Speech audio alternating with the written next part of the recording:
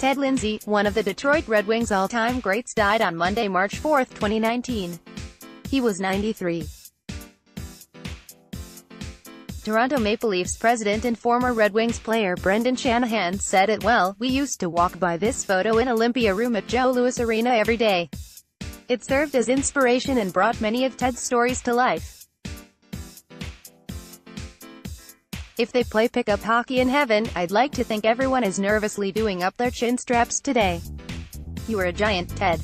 The production line was reunited for last night's old-timers game. Lindsay was known as a viciously tough hockey player on the ice, but a wonderfully gracious person off the ice.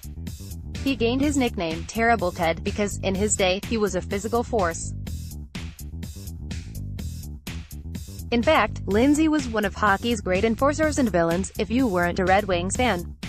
Ironically, Lindsay's physical presence did not belie his actual physical size. In today's hockey, he would have been diminutive. He was only 5'8" and 163 pounds.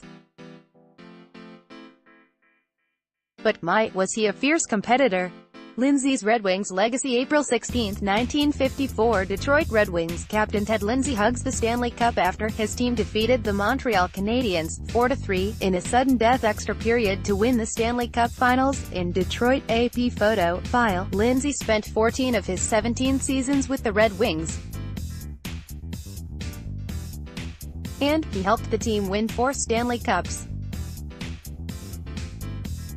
In total, he played in 862 games, and he ranks 6th in Red Wings history, with 335 goals, and 9th in total points with 728. Lindsay was one-third of the Red Wings' historic production line during the 1950s, playing alongside Gordie Howe and Sid Abel.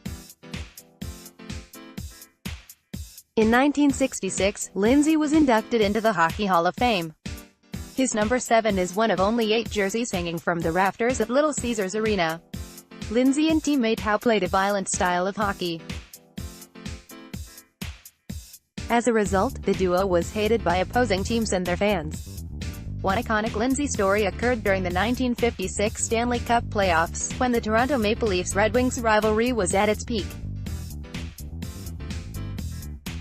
During Game 3 in Toronto, after the Red Wings had won the first 2 games in Detroit, Lindsay and Howe were threatened by a Maple Leafs fan, who called local newspapers to boast that no one should worry about Howe and Lindsay tonight.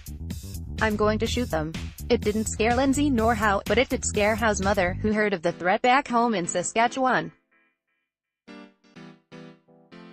That upset Howe and teammate Lindsay. After falling behind 4-2, Howe scored to make it 4-3, then Lindsay scored 2 goals to win the game in overtime. But that wasn't the end of the story. After his overtime goal, Lindsay skated around the ice holding his stick like a machine gun, making loud machine gun noises. Obviously, neither Howe nor Lindsay were intimidated. Related, Phantom Sniper fires up Red Wings, Terrible Ted, Lindsay's Player Association legacy. Nor was Lindsay intimidated by ownership. Lindsay, with former Montreal Canadiens defenseman Doug Harvey, started the movement to form the NHL Players Association. It wasn't an easy task.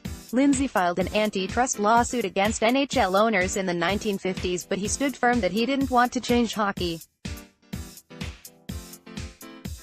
However, he did believe hockey players should have basic rights.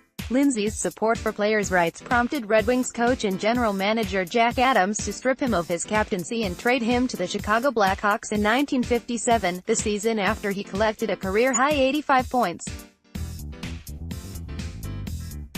Chicago Blackhawks Stan Mikita pulls away from Detroit Red Wings Ted Lindsay during an NHL game in Chicago, February 24, 1965. The Canadian Press, AP, "Don't ask me why I did it," Lindsay declared. "I was one of the better hockey players in the world and I was having one of my best years as a Red Wing at the time. I felt a responsibility, because I saw fellows being sent down. The clubs could send you home, they could send me home, and they didn't owe you 5 cents. That's not right." Ownership hated him for that stand.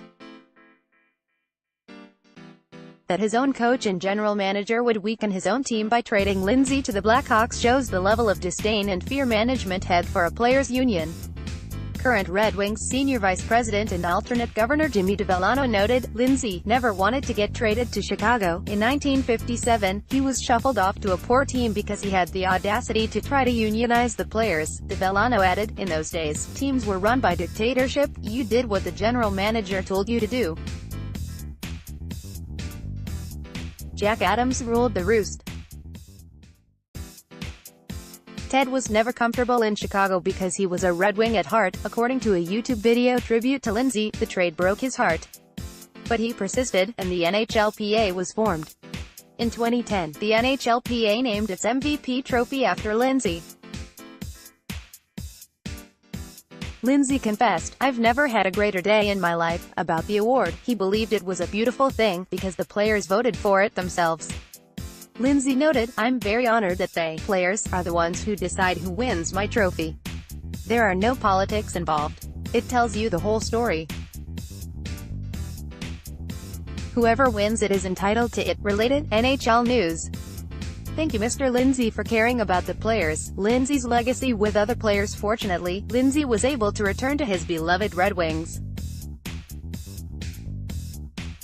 Although he left hockey after the 1959-60 season, he came back for one more season as a Red Wing in 1964 when asked by his former lie-mate and then Red Wings head coach Sid Abel. When he retired as a player, he never strayed far from the team.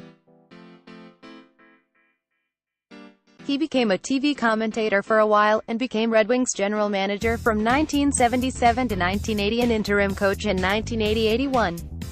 His return to the team came with the news, aggressive hockey is back in town. Many players and coaches took time to reflect on their meetings with Lindsay over the years. Current Red Wings coach Jeff Blashill noted, "What a great person, huge impact on me as a person." Red Wings star Dylan Larkin added, "He was someone that embodies everything it means to be a Red Wing, not only a player but a person." Larkin remembered, "All the work he's through his charity, interaction with his fans, just a class act, someone I really looked up to and who paved a great path for guys like myself and other players to follow." Larkin noted his pride in joining the Ted Lindsay Foundation as a board member and spokesperson. The foundation was created in 2001 to fund research into a cure for autism and has raised more than $4 million. Larkin noted, "I'm really humbled and excited to carry on what he started and continue his legacy. A couple of good Northern Ontario boys, Gus Mortson and Ted Lindsay." THW Archives. Finally, Wayne Gretzky recalled, "Terrible Ted was one of the nicest men in hockey. Every player should be thankful for his courage to create the Players Association, which has grown into partnership between the players and owners of the NHL. He was a true champion on and off the ice and will be deeply missed." A final memory for Lindsay. Lindsay was a four-time Stanley Cup winner and part of one of the greatest forward lines in Red Wings and perhaps NHL history, the production line. But his largest legacy rests in what he did off the ice as an impetus for founding the National Hockey League's Players Association, NHLPA. His commitment to players helped hockey become the game it has become and will help NHL players for generations to come. Related, Mr. Hockey, Gordie Howe. Lindsay was aggressive, both off and on the ice.